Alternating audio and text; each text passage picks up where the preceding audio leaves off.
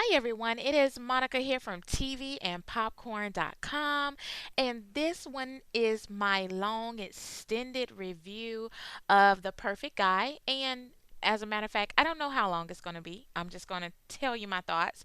And this is for those who have already seen the movie. So let's just call this a discussion. How about that? So I want to discuss this film, and I don't even know where to start. I gave my short, I guess you could say, non spoiler review of The Perfect Guy. And I want to say, pretty much reiterate what I've said on that video. So please forgive me if you've watched that one and you're now watching this long extended one. I'm kind of going to go over a little bit about what I thought about it and then get into the movie itself. I personally did not like the film. I didn't hate it, but I didn't love it. So I guess it was okay, and that's how I describe it. It was okay. The reason why I felt like that is because I felt like the story didn't have enough depth, especially to Michael Ealy's character. Michael Ealy is awesome, but his character did not build enough for me.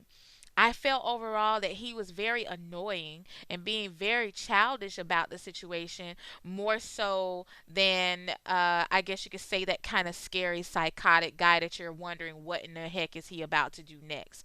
I was not on the edge of my seat. I was more so rolling my eyes, and I could not wait until Sanaa Lathan's character Leah put him down.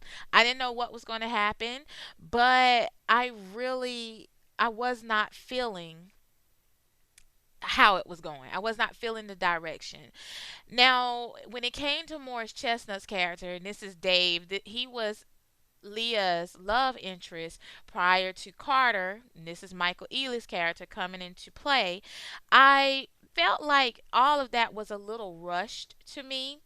I felt like they could have expounded on Dave and Leah's relationship just a little bit more.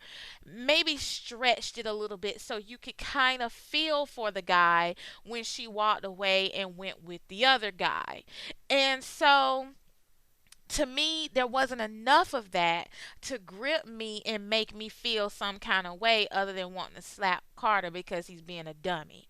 So, um, what I feel like they could have done, and this is just little old me, my 2 cents of an opinion, is maybe, and this is me painting a picture, you guys. So if you have an imagination, just come on over with me to this imaginary world of how I would have liked the movie to go when I was watching it. Okay, this is what I'm playing in my mind. In the beginning, I can see them having Carter, aka Michael Ealy, who plays him.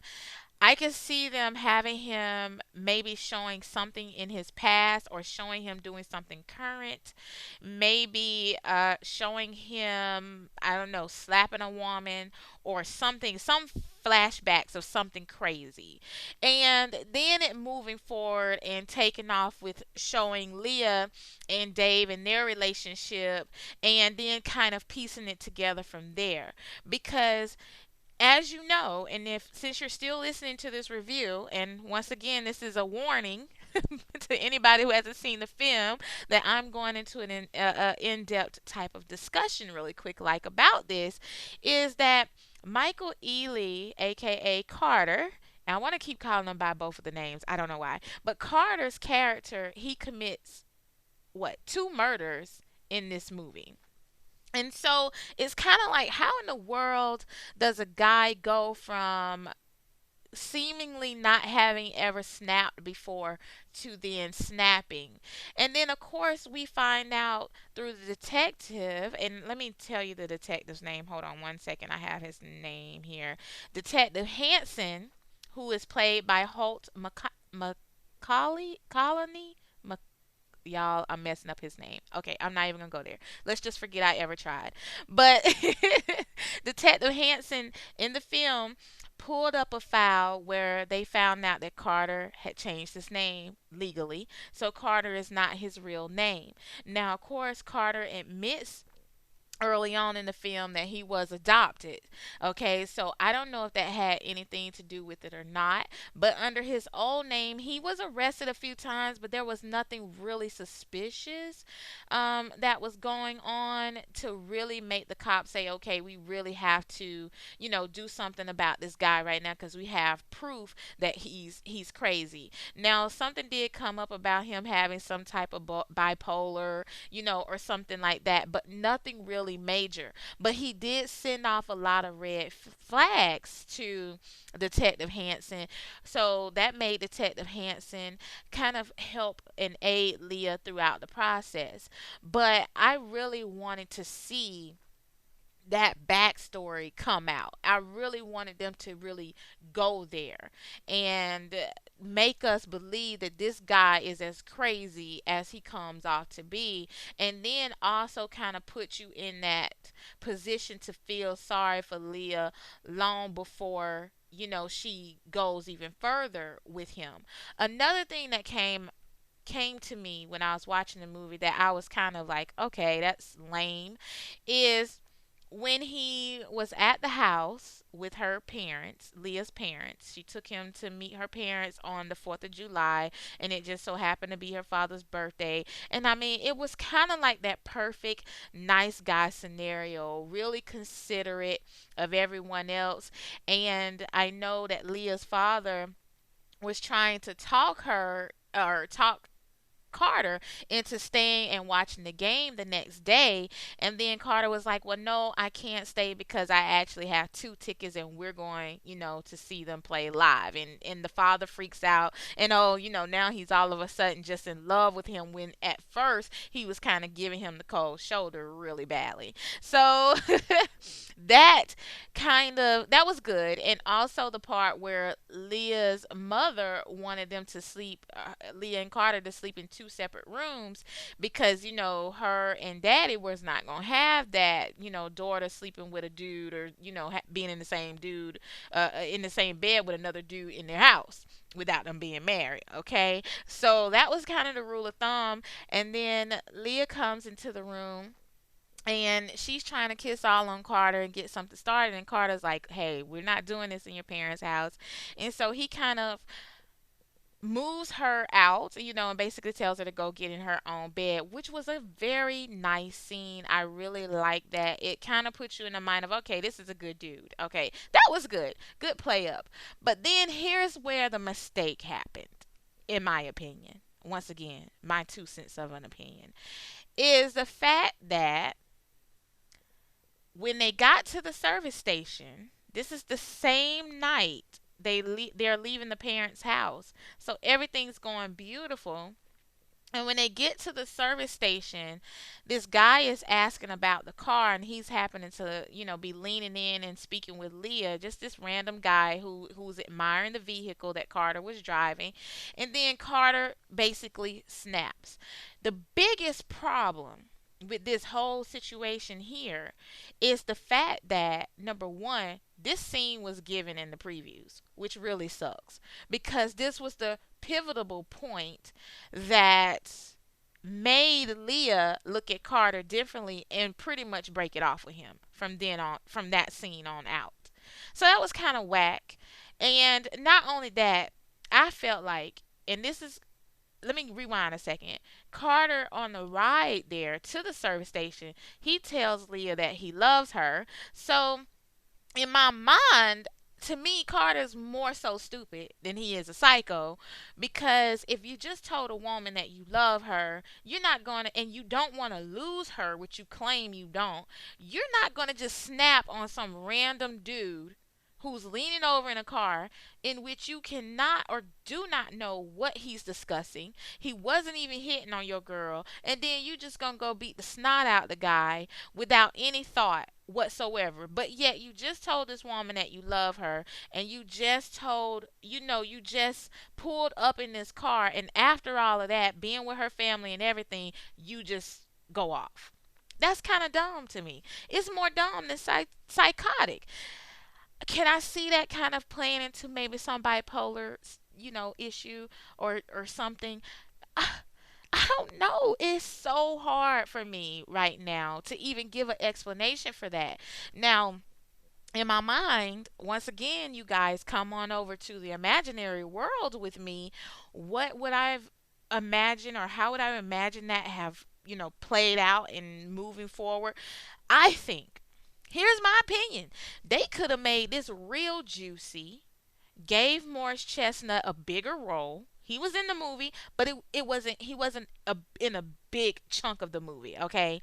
So I feel like they could have made this a real lovers quarrel type thriller, psycho boyfriend thriller. They could have done that.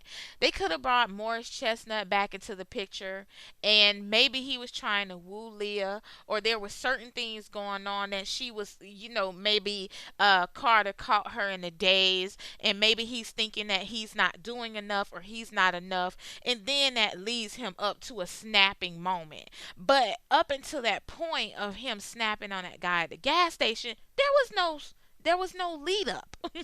And there was no reason for him to go off. And so I feel like they could have, took it in that direction, or found another reason for him to suspect Leah of, maybe not being interested in him, or pretty much playing toward the interest of someone else. Or they could have done forward or backward scenes showing Carter literally stalking Leah long before he met her or ran into her, or I guess you could say planned to run into her, because they did run into to each other when she was in the coffee shop, which was interesting, that he was there, and then ran into her again at the bar. Now, do I believe that he was really at the bar and she just happened to be there that day? Yes, I do. Only because the film did not show me anything differently. But I think there should have been some type of twist there. Something that would be like, oh my gosh, this dude was obsessed with this chick long before, he even met her. Or he could have became obsessed, and then next thing you know, he can kind of tell that she's steering in another direction, or maybe even getting ready to rekindle her relationship with Dave and break it off with him. Something, you guys, to make this a little bit more edgier than what it was. It was not. I was not on the edge of my seat at all. As a matter of fact, I'm not gonna. I hate to sound mean or weird, but I kind of almost dozed off watching this. I'm serious. I think I stayed awake most of the time because I had a carton of M&Ms and some popcorn and my little vanilla Coke Zero drink that kept me watching. But I was just like, man, they could have done so much with this. So overall, I gave the movie a C plus rating, and if I had to rate it out of 5 stars, I would give it 3 stars, because I did not hate it, but I did not love it. And in my mind, I just feel like there could have been more done. Of course, I mean, this is just little old me saying this, and I'm not the writer and I'm not the director, but I do give them kudos. They brought some awesome actors and actresses together for the film, and this is no hate towards them as far as their delivery. I do feel like they could have done more for Michael Ealy and given him something to really expand upon and go there. And I don't know if you all are fans of The Following, but I was a huge fan of The Following, especially the last season. I think the last season was off the chain, the last and final season, actually, which was season 3.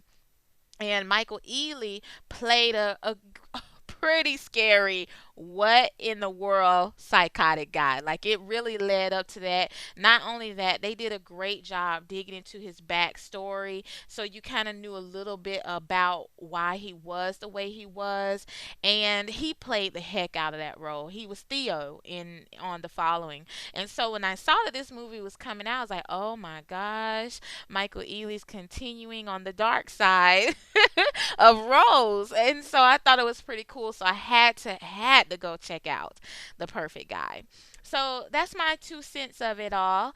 If you would love to share with me your thoughts, I would love to hear it and read it. I do try to respond to all of my commenters. So please, please, please leave me a comment below. And if you have enjoyed my rambling and my little review, please, please, please subscribe to my YouTube channel. I would love to have you as a subscriber. And I want you to enjoy whatever time of day it is that you are listening to this review. And once again, this is Monica, and you can check me out at any time at www.tvandpopcorn.com. Talk to you all soon. Bye bye.